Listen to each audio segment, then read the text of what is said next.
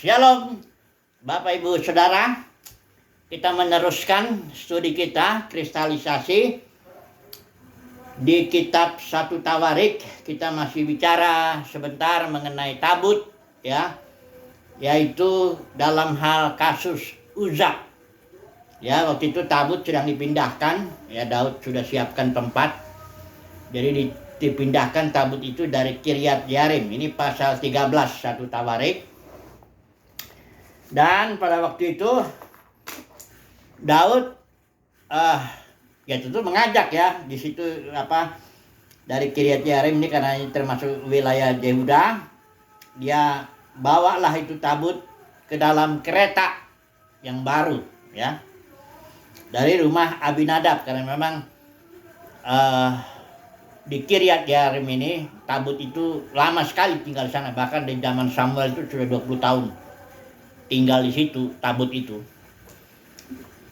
Dan kasusnya terjadi begini, dia bawanya pakai kereta dan dengan tarik lembu tentunya, ya. Tahu di daerah ini ada yang namanya pengirikan Kidon. Ini Uza ini memegang tabut itu, ya, karena lembu-lembunya tergelincir. Jadi kalau lembu tergelincir, barangkali keretanya juga miring. Kalau dibiarkan jatuh, nanti terbalik begitu. Jadi maksud Uza itu baik, ya. Dia bukannya apa-apa. Dia mencoba menjaga supaya tabutnya jangan tergelincir, jangan ikut tergelincir begitu. Tapi disinilah terjadi pelanggaran. Karena nanti kita lihat, ya. Uza ini melanggar, dia megang tabut, mati dia langsung di situ. Ya, sehingga Daud, dikatakan di sini memang Daud menjadi marah karena Tuhan telah menyambar Uza demikian hebatnya. Ya, istilahnya kesalahan itu kan cuma karena yang salah memegang tabut, ya. Maksudnya juga baik kok sebenarnya Uza itu.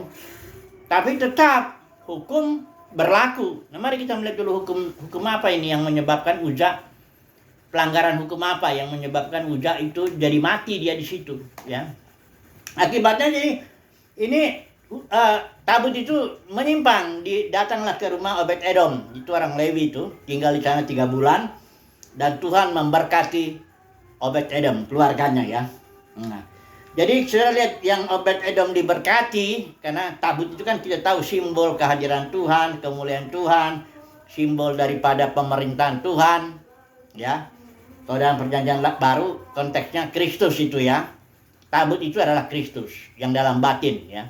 Tapi ingat, ya, ada aturan main, ya, ada hukum atau aturan yang mengatur ini semua. Mari dulu kita lihat dulu yang di kitab Keluaran ini. Kita lihat dulu hukum dalam mengangkat tabut itu sebenarnya bagaimana.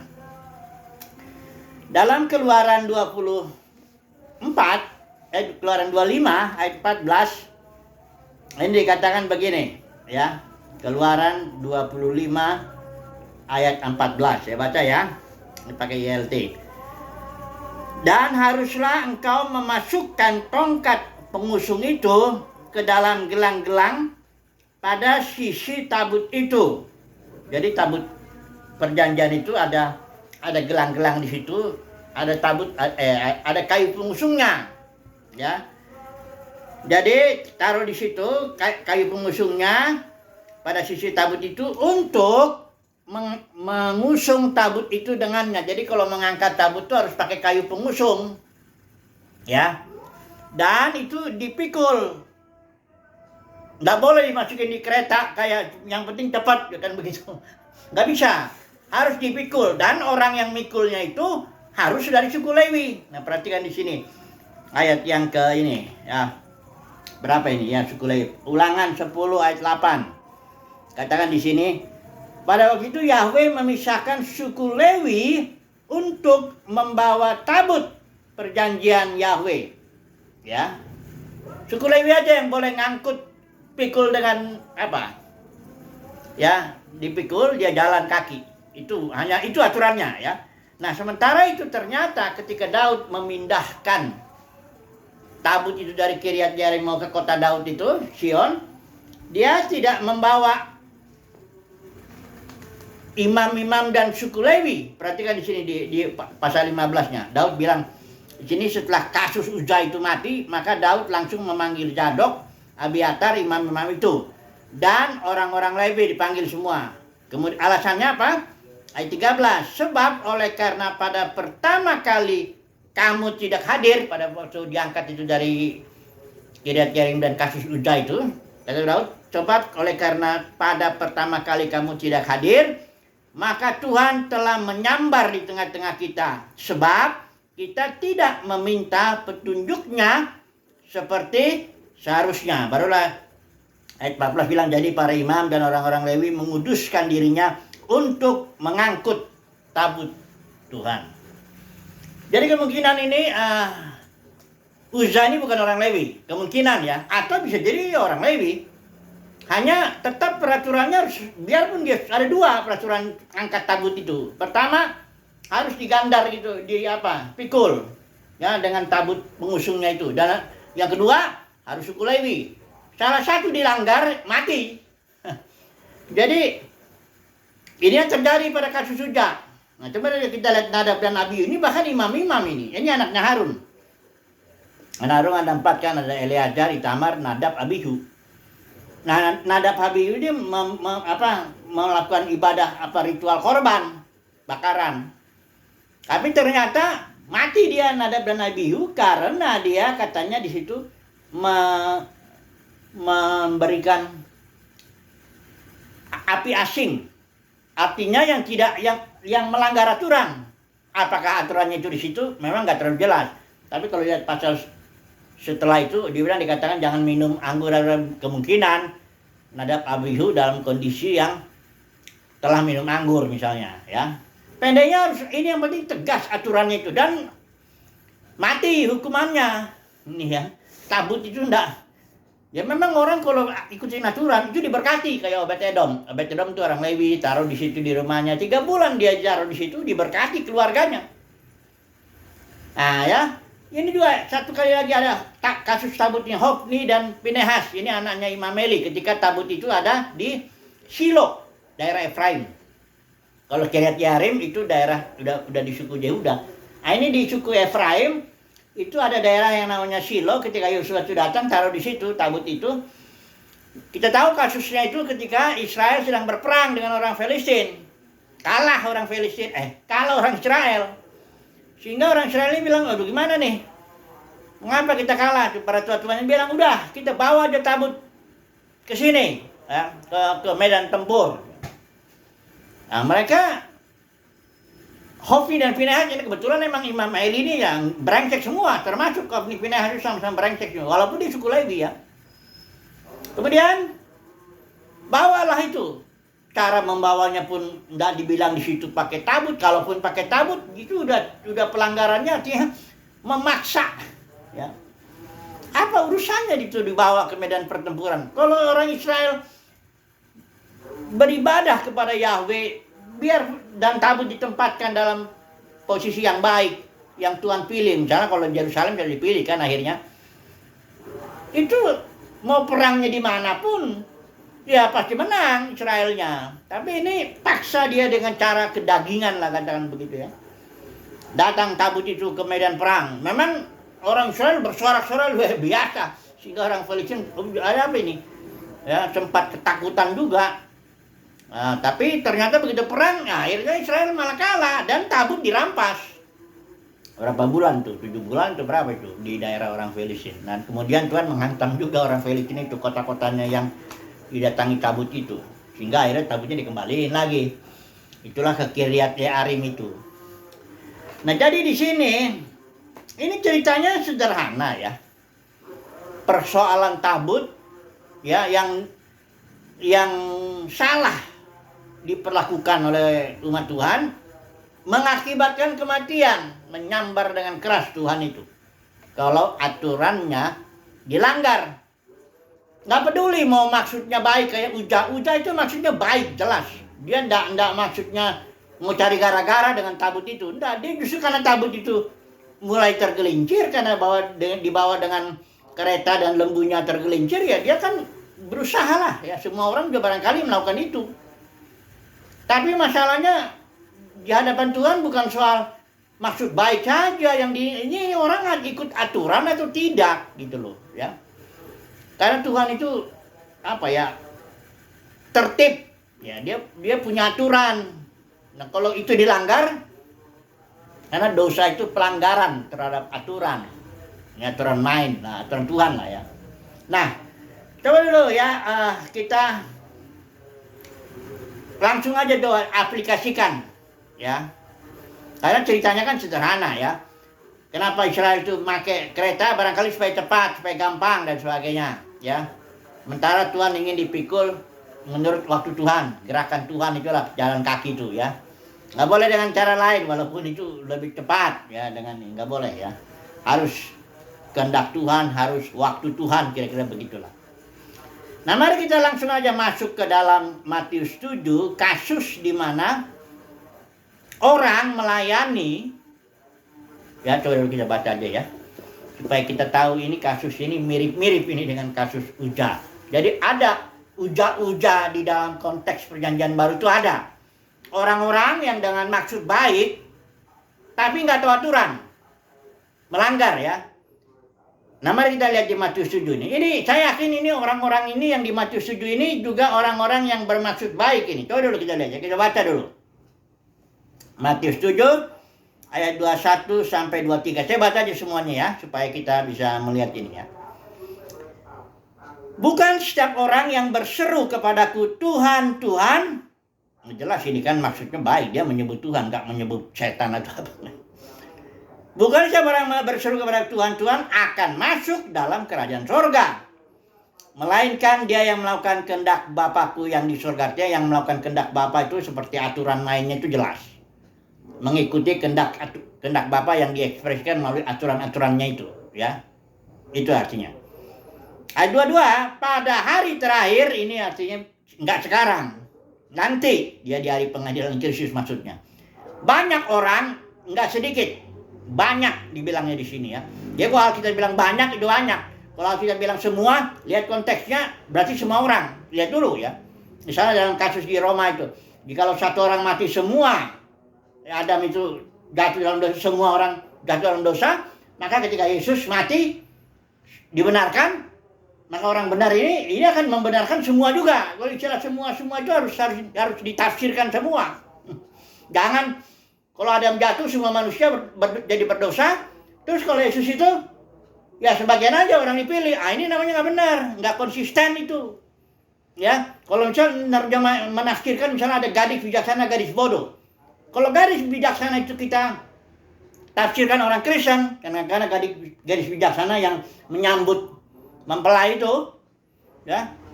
Terus gadis bodoh kita bilang bukan orang Kristen itu. Nah, itu namanya nggak benar. Sama-sama gadis loh itu. Nggak dibilang 5 gadis bijaksana, 5 janda bego. Nggak gitu. Jadi harus jelas, konsisten kalau menafsirkan itu. Jangan ngawur-ngawur aja. Mau-maunya aja, nggak bisa begitu. Nanti kita lihat gandum dan lalang itu sama itu. Umat Tuhan juga. Mari kita lihat dulu sebentar ini ya. Kembali lagi dulu ke Matius 7. Ayat 21 ini. Sekarang kita dibaca di ayat 22-nya ya. Pada hari terakhir banyak orang. Ya, kalau saudara lihat di sini banyak orang ini yang berseru Tuhan itu ini orang Kristen semua ini, bahkan para pemimpinnya. Saudara perhatikan ini, siapa mereka bikin apa? Dia Tuhan, bukankah kami pertama bernubuat demi namamu? Tuhan nggak menyangkal di ayat 23 itu, dia nggak nyangkal. Enggak, Tuhan bilang, enggak, kamu bernubuat demi nama setan, enggak gitu. Dibiarin memang benar. Kemudian mengusir setan demi namamu. Ini juga nggak disangkal juga oleh Tuhan Yesus itu. Betul memang engkau melakukan pengusiran setan demi namaku. Kemudian mengadakan mujizat demi namamu juga. Nggak disangkal juga. Jadi artinya karunia Roh Kudus bisa beroperasi dalam diri orang-orang yang salah sekalipun. Contohnya Musa lah. Musa itu waktu Tuhan suruh kan orang Israel minta air waktu itu. Kasusnya di Meriba itu, masak atau di Meriba. Minta air, Tuhan bilang ya udah, Tuhan tidak marah itu. Ya, ketok aja ya, pakailah tongkatmu itu dari batu itu, nanti akan keluar air. Tapi Musa itu di situ pahit hatinya. Dia pukul batu itu, 2 kali yang mengekspresikan kepahitan hatinya itu. Karena dalam bagian lain firman Tuhan, Musa teledor dengan kata-katanya. Dia bilang, hai orang pendurhaka, apa kami harus kasih air sama kamu? Gitu ngomongnya. Ada kepahitan. Dia pukullah, tak, keluar nggak airnya? Keluar. Airnya keluar, mujizatnya terjadi. Dari batu keluar air, bisa ngasih makan berapa tuh? 600.000 orang pasukannya, belum istrinya, belum anak-anaknya. Mujizat luar biasa, dari batu keluar air. Tapi karena itulah Musa ditolak masuk ke tanah perjanjian. Dia bikin mujizat Musa itu ketika itu, dan Tuhan menolaknya. Karena apa? Engkau tidak menguduskan aku, kata Tuhan. Artinya engkau nggak pisahkan antara Tuhan dan dirimu. Dari seolah-olah Musa itu, kemarahan Musa itu seolah-olah itulah dia kemarahan Tuhan. Ya, kudus itu aja dipisahkan. Maunya pisahin dong. Ini Tuhan tidak sedang marah, tapi aku marah sama kamu. Gitu. Kira-kira begitu ya. Jadi ada pisahkan Tuhan itu. Jangan seolah-olah engkau menggambarkan dirimu seperti Tuhan. Sepertinya seolah-olah Tuhan kayak gitu. Itu nggak menguduskan. Ya, mujizat terjadi. Sekali lagi, mujizat besar bahkan terjadi atas nama siapa? Atas perintah yang siapa? Yahweh. Tapi si pembuat mujizatnya ditolak, terkena disiplin dia. Kayak gini lah ini. Ini mujizatnya besar ini. Bernubuat demi namamu. Saya menduga ini makhluk. Orang-orang ini pastilah pembicara-pembicara terkenal dalam dunia kekristenan. Karena kalau orang-orang biasa, ya nggak bisa dia bernubuat demi namamu dengan hebatnya dia. Mengusir setan demi namamu. Mengadakan bukan sedikit mujizat, banyak mujizat demi namamu. Nggak mungkin lah orang biasa. Nah, saya menduga ini adalah pembicara-pembicara KKR ini dalam dunia kekristenan. Karena kalau KKR dalam kekristenan suka begitu. Kesembuhan. Itu karunia penyembuhan. Mujizat dan sebagainya itulah. Ayat 23. Pada waktu itulah aku akan berterus terang. Yang berterus terang ini istilah Yunani homologeo, kata kerja. Artinya to publicly declare. Artinya menyatakannya secara publik di depan orang-orang. Saat ini bukan Tuhan gak mendeklarasikan bahwa itu salah. Tapi dia sembunyikan dulu. Inilah hikmat Tuhan. Nanti ada saatnya, karena firman Tuhan bilang tidak ada sesuatu yang tertutup yang tidak akan dibuka. Jadi pasti akan di publicly declare. Wah, ini ngeri ini.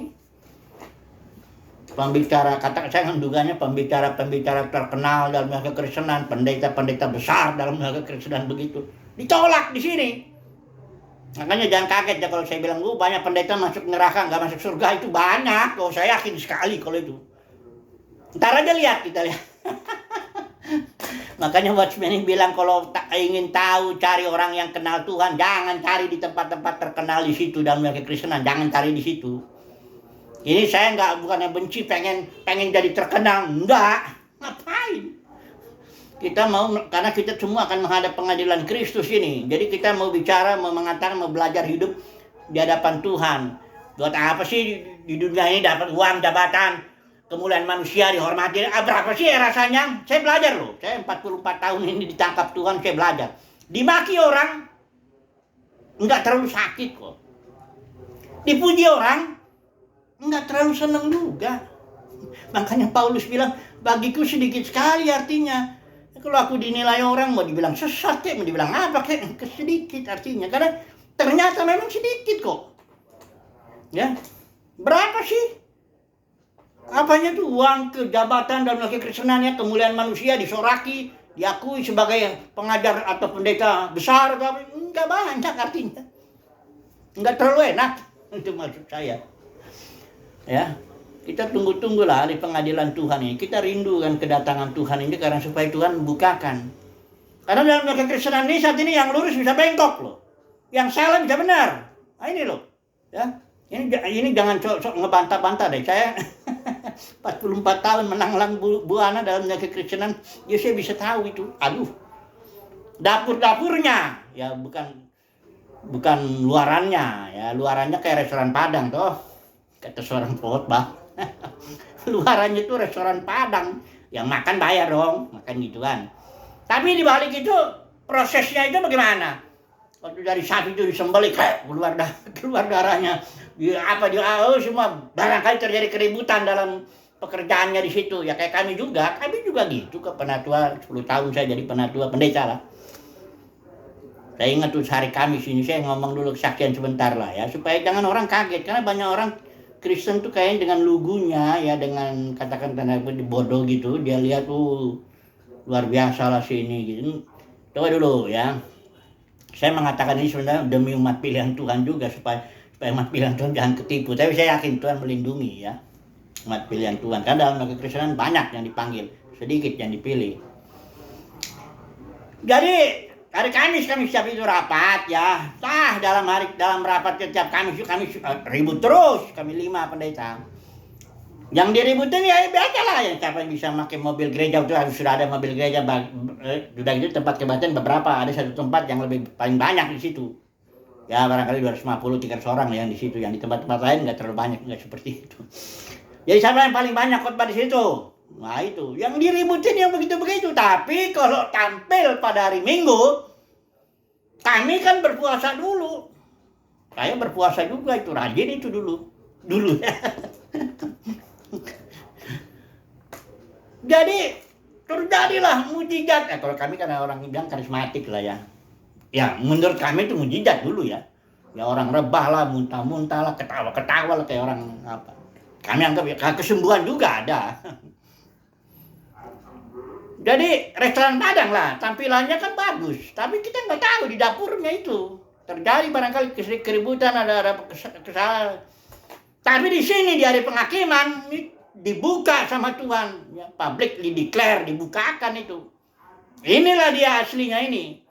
Barangkali motifnya uang, barangkali motifnya jabatan, khotbah sana sini mau ngumpulin apa, kemuliaan manusia, macam-macam itu, karena Tuhan menilai hati. Ya kalau jemaat itu kan lihatnya luarannya doang, kayak restoran Padang luarannya doang, bagus, mana ada restoran Padang nggak dibikin bagus luarnya, ya.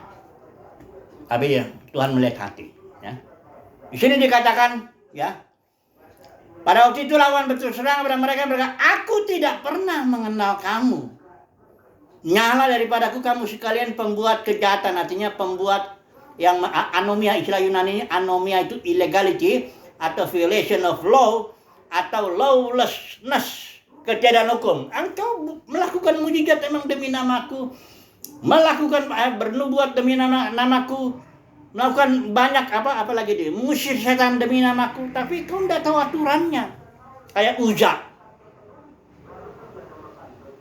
nggak tahu aturannya. Mengangkat tabut itu aturannya harus pakai tabut dan harus jalan kaki. Setelah itu baru harus orang Lewi. Ini barangkali kan kena Tuhan melihat di dalam hati. Kalau kita ibadah tapi cari untung, mau cari duit, cari kemuliaan manusia, biarpun kita bernubuat demi nama Tuhan, biarpun kita mengusir setan demi nama Tuhan, ya, tipu sana tipu sini, ajaran palsu, perpuluhan, buah sulung itu Tuhan tahu. Tuhan lihat yang di dalam. Tuhan nggak lihat perbuatan yang di luar itu. Tapi kalau jemaat, dia lihatnya yang di luar itu. Ya, ini satu peringatan keras ini terhadap para pengkhotbah ini. Karena saya duga ini para pengkhotbah ini yang bernubuat demi nama Tuhan, mengusir setan demi nama Tuhan, mengadakan banyak mujizat demi nama Tuhan. Itu saya menduga tuh pengkhotbah, dan dia terkenal ini pastilah. Yang bikin KKR barangkali dia. Ini bukan berarti kalau gitu janganlah bernubuat demi nama Tuhan, jangan, bukan gitu. Kalau artinya kita harus ikutin aturan. Apa aturannya? Ibadah itu aturannya tuh dipimpin roh. Ya. Bukan cari untung, bikin mujizat begini, apalagi tipu-tipu dengan ajaran. Itu bukan ibadah itu. Ibadah konteks perjanjian baru itu ikuti aturan. Atau ibadah itu artinya menjalani kehidupan sehari-hari dengan dipimpin Kristus yang di dalam batin kita. Tabut dalam batin kita ini akan memimpin kita. Itulah aturannya. Yesus bilang kan sama perempuan Samaria. Ibadah itu bukan di gunung ini, melakukan mujizat ini. Bukan itu. Walaupun kalau itu terjadi dalam kehidupan kita sehari-hari, ya nggak apa-apa. Saya yakin bukan banyak loh mujizat saya terjadi sehari-hari, tapi emang hanya saya aja yang tahu. Enggak.